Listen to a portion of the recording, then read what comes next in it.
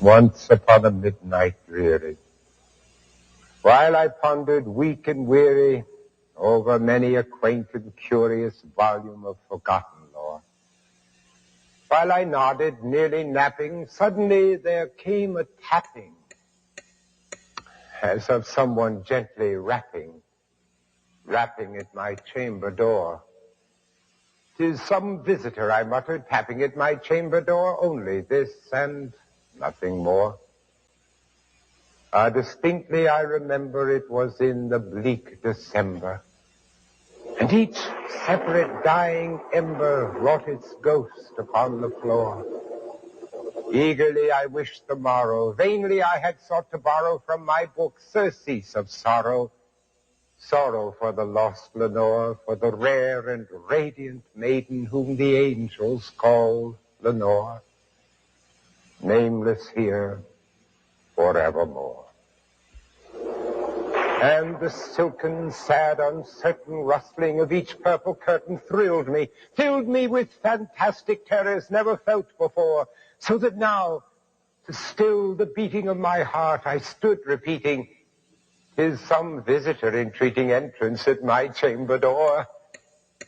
Some late visitor entreating entrance at my chamber door.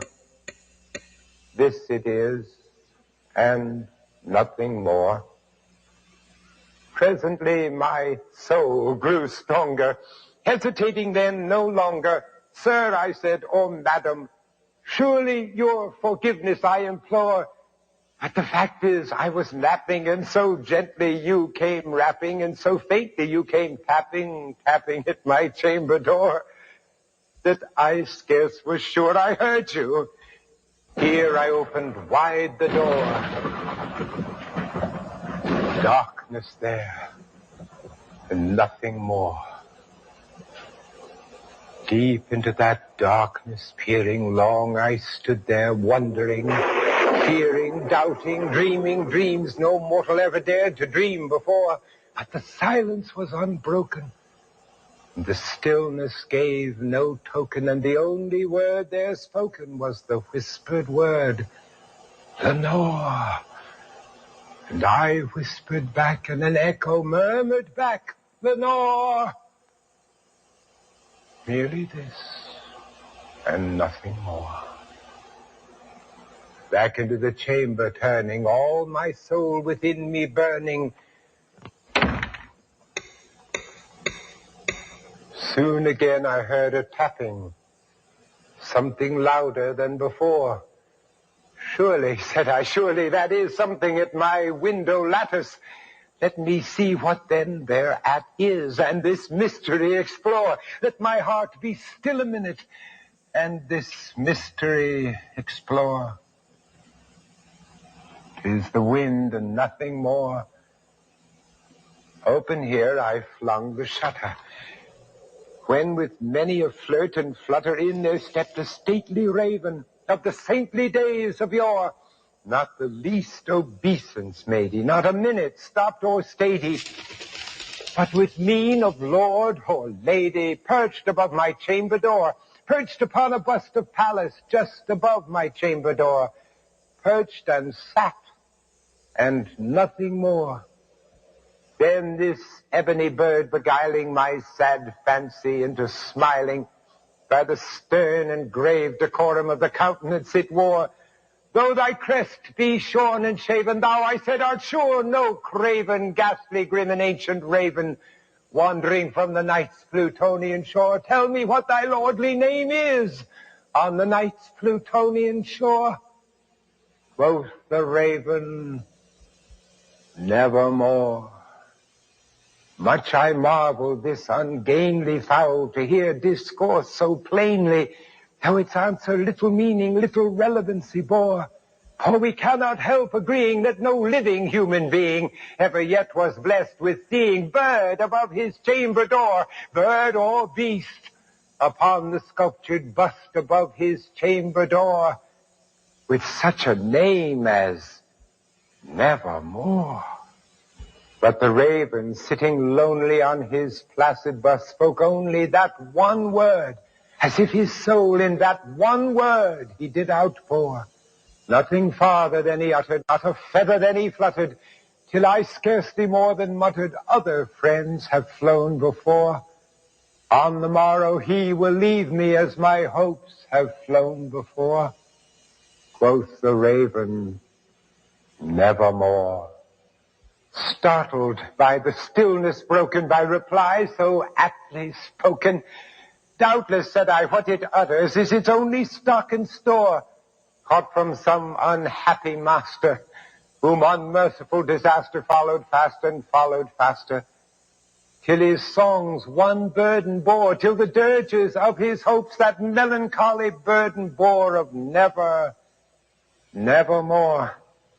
But the raven, still beguiling all my sad soul into smiling, straight I wheeled a cushioned seat in front of bird and bust and door. Then upon the velvet sinking, I betook myself to linking fancy unto fancy, thinking what this ominous bird of yore, what this grim, ungainly, ghastly, gaunt, and ominous bird of yore meant in croaking, nevermore. Thus I sat engaged in guessing, but no syllable expressing to the fowl, whose fiery eyes now burned into my bosom's core.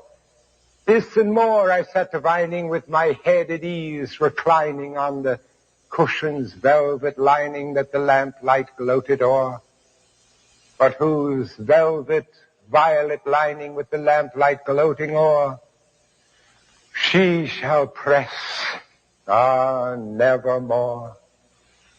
Then methought the air grew denser, perfumed from an unseen censer, swung by seraphim whose footfalls tinkled on the tufted floor. Wretch, I cried, thy God hath lent thee, by these angels he has sent thee respite and nepenthe from the memories of Lenore. Quaff, oh quaff this kind nepenthe, and forget this lost Lenore. Quoth the raven, nevermore. Prophet, said I, thing of evil, prophet still, if bird or devil, whether tempter sent or whether tempest tossed thee here ashore, desolate yet all undaunted, on this desert land enchanted, on this home by horror haunted, tell me, I implore, is there balm in Gilead? Tell me, I implore. Quoth the raven, nevermore. Prophet, said I, thing of evil, prophet still, if bird or devil, by that heaven that bends above us, by that God we both adore, tell this soul with sorrow laden, if within the distant Aden it shall clasp a sainted maiden, whom the angels name Lenore, clasp a rare and radiant maiden, whom the angels name Lenore. Quoth the raven, nevermore. Be that word our sign of parting, bird or fiend, I shrieked upstarting, get thee back into the tempest and the night's Plutonian shore. Leave no black plume as a token of that lie thy soul has spoken. Leave my loneliness unbroken, quit the bust above my door. Take thy beak from out my heart, and take thy form from off my door. Quoth the raven, nevermore. And the raven, never flitting, still is sitting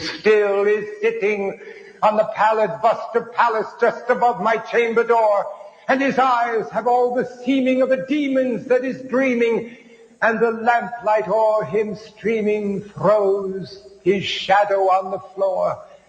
And my soul from out that shadow that lies floating on the floor shall be lifted nevermore.